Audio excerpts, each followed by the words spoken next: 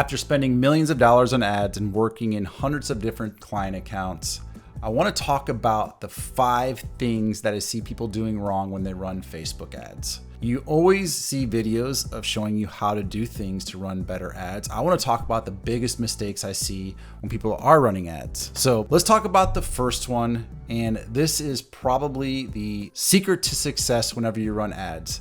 And that's not testing enough. And actually, it's more than just about not testing enough. It's not having a systematic process when it comes to testing. Stick around for number 5 because it's gonna tell you exactly how to test with success. Whenever you're testing, I see a lot of people do this. They'll write 5 different ads, create 5 different creatives. They'll put the ad together and they'll have 3 different variants of this thing. Run the ads, and maybe one will work, maybe none of them will work, and they'll shut them off. And they'll start all over again. They'll create new ads, new creatives, write new copy, do the whole thing, and they'll test them again. And maybe they'll tweak one thing or tweak a couple things and run another test again. They keep failing, right? And things aren't working, which is good that you're actually, trying and having, some failures there. But the problem is whenever we run tests, we are testing hundreds, if not thousands of different variations of ads to find certain winners. We do little micro tests, and we have a system around this so we can do this while we can understand the data and what's working, what's not working, but also not spending a lot of money. But if you are just kind of like putting stuff together and throwing it out there and see if it works, you're going to drive yourself crazy because you won't know why an ad works or why it doesn't work. So whenever you're testing, you need to have a very systematic process to be able to run a test and find out why that test was successful or not, pull those winning assets from that test and test it with another variable, right? So you want to make sure that every time you're running a test, you are learning something, but you also want to make sure you're testing enough to be able to understand why things are not working. Especially a brand new account or a brand new offer, you need to be a testing machine. And it's not just on the ad level. You need to be testing the landing page or the sales page or even the checkout page. If you have videos, there's a lot of testing that can be done inside the videos.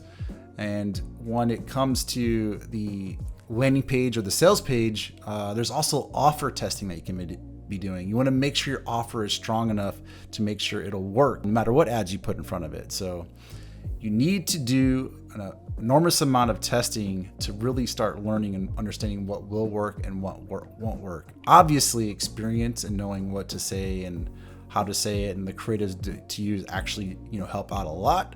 But even with that, we still do a lot of testing. So number 2, the other thing that I see people do wrong, and this is probably the biggest mistake I see advertisers do.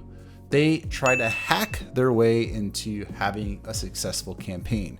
What do I mean by that? Instead of focusing on writing really good copy and using good creatives and having a really solid offer, they try to pull a bunch of levers inside Ads Manager. So they're trying, testing different audiences, trying these new tools that Facebook came out with.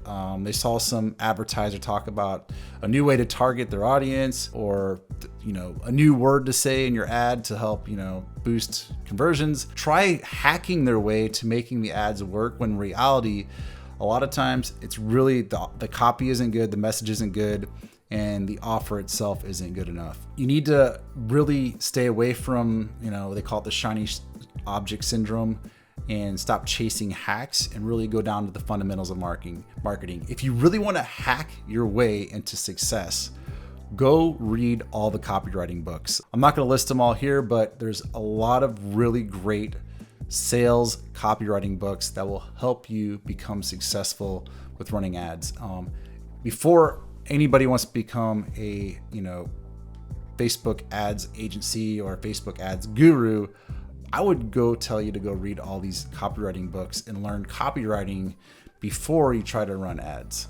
Otherwise, you're just, basically a media buyer. That goes into number 3, and that's not focusing on the copy and message. Again, if you want your ads to work, you got to be really good at storytelling, writing good copy, understanding where your audience is at and how to convey the message with them. Sometimes it's not really speaking in the audience's language, meaning you might be saying one thing about your product or service, which means exactly the same thing as how your audience would say it, but it's not connecting the dots. You have a very short period of time to get their attention and kind of convey what you're trying to sell them or the message that you're trying to sell them. Sometimes with e-com products, it's super simple. You just show them a product and they understand what it is, right?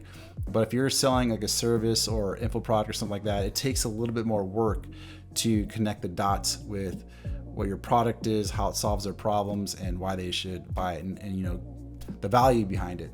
So it's not just copy on the ad. Again, it's copy on the sales page and landing page as well, making sure the the offer is written really well to make sure it conveys the value of it.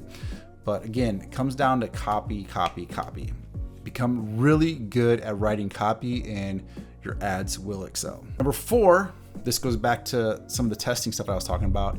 People aren't isolating their variables when they're running ads. So again, this goes back to, you know, how people are just stacking a bunch of different ads together, running them, and they'll run it as a test, right? And they won't know why the ads didn't work. So here's a good example of what you should be doing. So let's say you have a good creative that's doing really well, an image or something that you've used and it's doing really well. So what I would do is I would take that image and I would write, 5-10 different copies in the post part of the copy to go along with that image to see how that would test. Keep the headline the same. And then when you're writing those 10 copies, if you want to get a little more advanced here, think about the buyer's journey and where they're at. Are they product aware? They know about you already?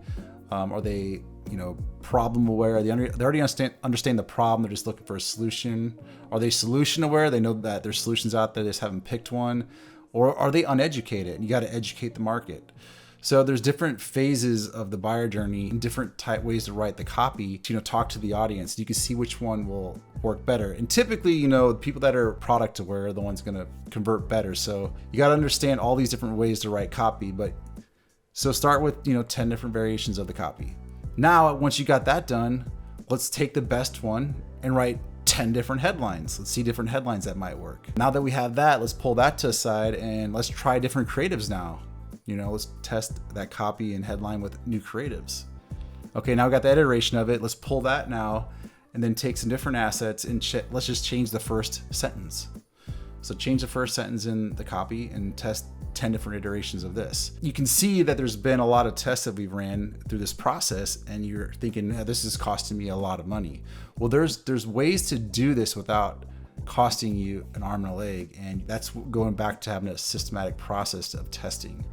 But you need to isolate variables so you can learn and understand what works and what doesn't work. And the 5th thing, this is a big one. This one I probably learned about a year ago. The problem is whenever you're running ads and you're testing, what's happening is you're doing small swings. What I mean by that, and I talked about isolating variables and changing little things, but instead of if you're running into a dead end and things just aren't working, instead of just tweaking one word or one sentence or changing a button color or changing the color of the background, take a big swing. So go research other ads, research what other people are doing and find, some creatives that might be working better. Try a completely different angle. Like in our agency, I never put one person under an ad account to work on their own. I have several people working together to test different ideas so we have different perspectives on it. Because what happens is you get sucked down a rabbit hole sometimes and you will test an angle that you think was successful at once over and over and over again with different variations of it. And you'll find out the angle isn't the angle that's going to work. And then as soon as you change that angle, maybe it's just one sentence, a headline. Once you change that, it ends up changing the ad. And I've seen this happen where we literally changed just essentially the first sentence or the angle of a campaign, and it went from doing okay to, now we're spending hundreds of $1,000s a month versus just spending, $10 grand a month. So You need to take bigger swings, especially if you're in a situation where you're kind of hitting a wall. Take bigger swings. Sometimes it's not on the ad level either. You need to take bigger swings on your offer. Sometimes the offer just needs to be scrapped and you need to start from scratch. Rewrite the offer. And sometimes you don't need to scrap the entire product or service. You just need to change the angle, the perspective of it.